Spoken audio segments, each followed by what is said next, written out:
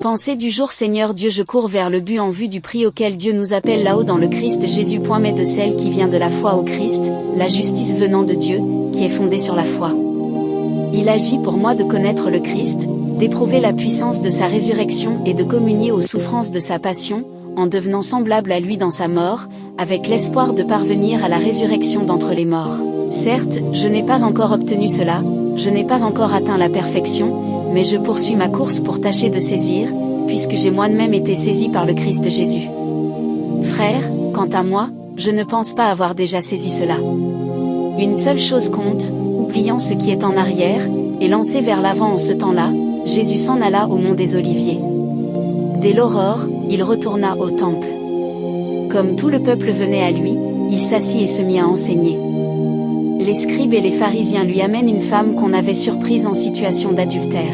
Ils l'amenaient au milieu, et disent à Jésus: Maître, cette femme a été surprise en flagrant délit d'adultère. Or, dans la loi, Moïse nous a ordonné de lapider ces femmes-là.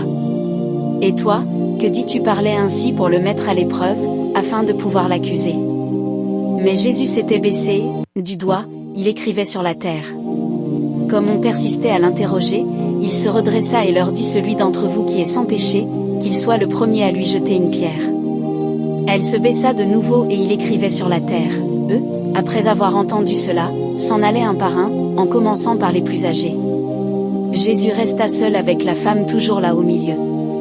Il se redressa et lui demanda, et Jésus congédiait à thème avec ces paroles magnifiques: Va désormais, ne pêche plus. Et Jésus ouvre ainsi devant elle un nouveau chemin, créé par la miséricorde, un chemin qui demande son engagement à ne plus pécher.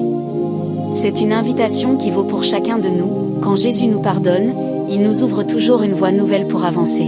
En ce temps de carême, nous sommes appelés à reconnaître pécheurs et à demander pardon à Dieu.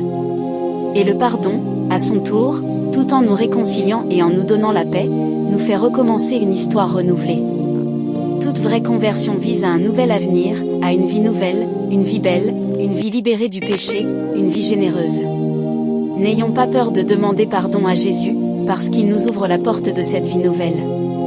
Que là, mon fidèle Seigneur, nous aide à témoigner à tous de l'amour miséricordieux de Dieu Jésus-Christ. Amen.